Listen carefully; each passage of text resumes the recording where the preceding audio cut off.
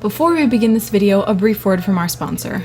As a kid, did you ever stare longingly at a video game you just knew you couldn't ask your mom to get you? Did you ever wish you could get a new toy you saw on Amazon? Well boy, do I have an easy way for you to do that. Appbounty is an easy-to-use, fun way to earn gift cards by playing games or exploring new apps. Essentially, the more time you spend in an app, the more points you will earn to redeem cool prizes like gift cards. The best way to earn quick is to use the feature Play and Earn. You just download the application, log into the app, and complete missions in order to earn points faster. And using Appbounty every day increases your chance of redeeming a gift card. So next time you find yourself staring longingly at a new video game, a new toy, a new shirt, or a new pair of shoes, remember to head over to Appbounty. Download link is in the description, and if you use my code Spechiee, you will get 50 free credits to start you off in the right direction. I was honestly kind of a stupid kid. I was not good in school, and all I wanted to do was run around pretending I was a cat. And not to mention, I didn't know that much about the real world. This video is dedicated to little me. The first thing I wish I knew was, Warrior Cat book herbs don't work on people. If you don't know, Warrior Cats is a book I loved as a kid and I read all the time. In these books, there were medicine cats, and they'd make up these herbs to heal sick, fictional cats. There was this book called The Secrets of the Clans, which I often borrowed from the library. It was a bunch of stuff about the clan cats, and also a key of the medicine the fictional cats used to cure illnesses.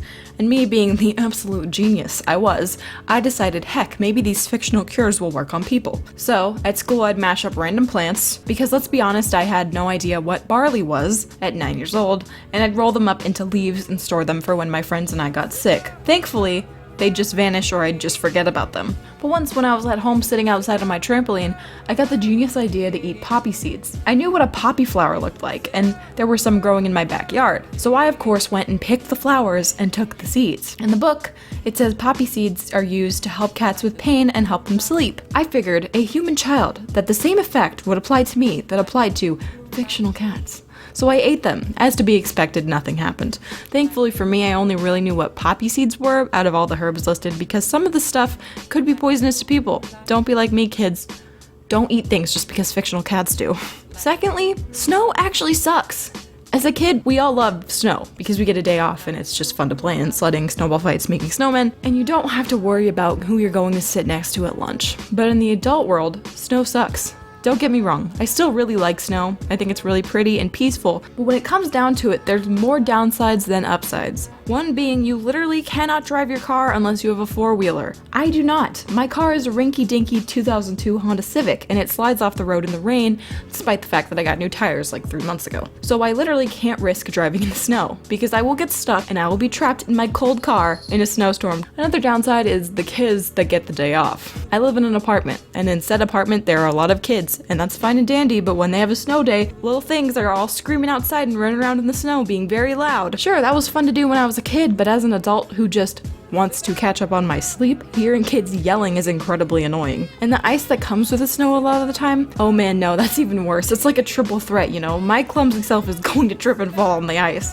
I almost did the other night when I went to Walmart with my boyfriend at 3 a.m. Because we're adults. I got out of my car, hit a patch of ice, and almost smacked my head on the concrete. Thirdly, friends are temporary, especially middle school and high school friends. People are going to come in and out of your life really fast in middle school and high school. Those friendships are pretty much just so you have someone to sit next to at lunch. It's unlikely you'll continue being friends with many of them after high school. If you do, shoot, you found a real friend, but I know for sure I've kept zero contact with any of the people I was friends with in high school because I don't want to. They weren't real friendships for the most part. So don't feel bad when you move on to college or wherever and you lose contact with them.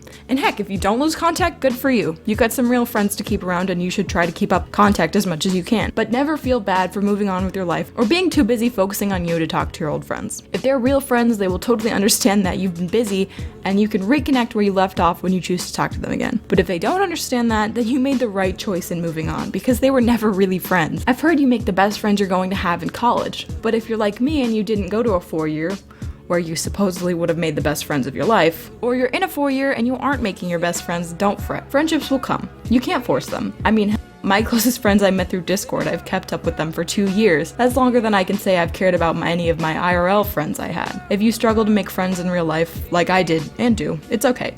The internet is a safe haven for all of us socially inept people, and if you have real life friends and internet friends, that's even better. I love my internet friends, but I do wish I could meet people in real life. I just struggle finding a place because I work from home and I don't go to school, so it's hard to find other almost 20-year-olds out there. But if you're like me, there's this app I found called Patook. P-A-T-O-O-K. Not sponsored, for your information.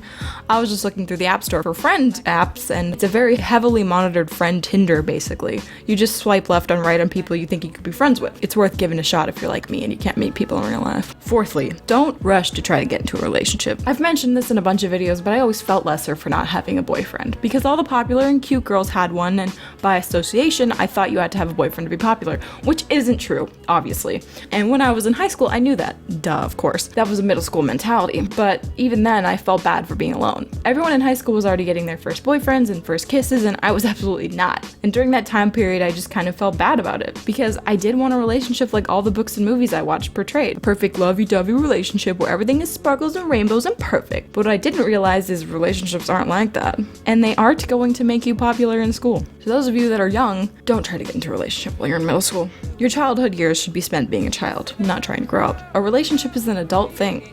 You have to be grown to understand how to make it work, or at least very mature. Why do you think all of your friends in 6th grade who got into relationships broke up in 2 weeks? Real talk, some of them do work out, like Kelsey Animated and her boyfriend, but those are pretty rare. I now know that I was way too immature to get into a relationship at that age. It absolutely wouldn't have worked out. Hell, I was immature at 17 when I got into my first relationship, quotation marks. I mean, like, even my first 3 relationships, all quotation marks, failed miserably because I wasn't ready. Like, seriously, wait. Don't try to get into anything with anyone just because you're lonely or you feel like you have to. I did because I was 17 and I thought I was getting too old to be chronically single. When I was 18, I met the current love of my life, and we've been a year strong. I know some of you might say, oh, how are you mature in 1 year? Well, when you're between the ages of 16 and 20, that's when you do the most mentally maturing. And I'm not the same person I was 2 years ago.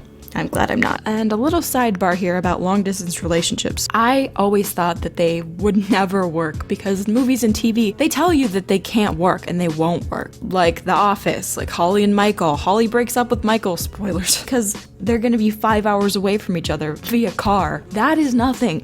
I have some friends who are countries away from each other, and I was 7 or 8 states away from my boyfriend a couple months ago until I moved closer to him. Unfortunately, not everyone can be as lucky as me. And not to brag here, but because of my financial situation, I was able to move closer to him, and I'm able to support myself and pay my rent and my bills, thanks to you guys. But not everyone can do that. Not everyone can just pack up their stuff and leave like I could. Sometimes it just doesn't work out, and sometimes it's not even the relationship's fault. People want to stay together, but they just can't because of distance, and that's just really sad. If you're thinking about getting into a long distance relationship, allow me to give you some words of caution. In my opinion, they work best if you are in the same country as your significant other, because being countries apart, the cost of a plane ticket to visit is insane. Unless you're able to visit for months at a time or a month and a half or however long, longer than a couple of weeks, it's just not feasible financially. And if you're young and you don't have a job, you have no way of seeing them unless you can connive your parents into spending a lot of money to send you to them. And more than likely they won't, because they're not going to trust some person on the internet. Old people are taught not to trust the internet. And by the way, that's incorrect. The internet is great. I've met all my friends and my boyfriend on the internet. It's wonderful. It's a wonderful place. Just be careful. Be careful, but you can trust most people on the internet. But anyway, it's not a dead rule that you have to date someone in your country. Like, I have friends who have a significant other out of their country, and that's fine. It doesn't matter. But just realize that you're going to be paying a lot to fly to see them, and when they leave, who knows when you'll see them again. And that's another thing about it. When you leave them, you don't know when you're going to see them again. I was really lucky. I got to basically see him every month, pretty much, because of my financial situation and the fact that I wasn't that far away. So I could fly to him pretty much whenever I needed to or wanted to. Because of my job, I could just go. I am, all things considered, a rare case in long distance relationships, and I'm not saying they don't work out. If you're willing to put in the effort and the work to make a long distance relationship work, it can and it will. Even if you're in Australia and Antarctica, it can work. If you are willing to put up with the pain and the effort and the awfulness of not being able to see your significant other all the time. But the reward at the end of the day is you're gonna spend a lot of time with them when you visit, and it's almost like you're practicing living together. Good luck if you're going into a long distance relationship. Just know what you're signing up for. It's hard, it sucks sometimes, but it can pay off if you can save up and move to where they are. And finally, be a child. Everyone says this, but be a child. Don't force yourself to grow up. When I was little, I couldn't wait to be a teenager. Being a teenager sucked. It's full of acne, self-doubt, and social awkwardness. Don't force yourself to act adult or act grown, because when you're grown, you'll be looking back on the time when you were little and you had no bills or responsibilities. I reflect on my young years as a good time, where my only worries were who was going to play Warrior Cats with me at recess. I thought I wanted to be a teen because of the movies and TV I watched, glorifying teenage years. Guess what? Being a teenager isn't anything like the movies tell you. There's no cute boy that likes a dorky girl, there's no fairy tale ending where everything is good and your skin isn't going to be clear and you're definitely not going to smell like expensive perfume. But that's okay. You're young. Just be young. If you're a teen, you can act young all you want. You're still a kid until you turn 18, in my opinion. Go outside, play tag with your friends, go trick-or-treating. Who cares? Because pretty soon you're gonna have bills to pay. Not trying to scare anyone, adulthood isn't that bad. I just hope I'm giving good advice to the little ones out there. Enjoy your childhood while it lasts. Follow me on Twitter. Thanks for watching. See you in the next one.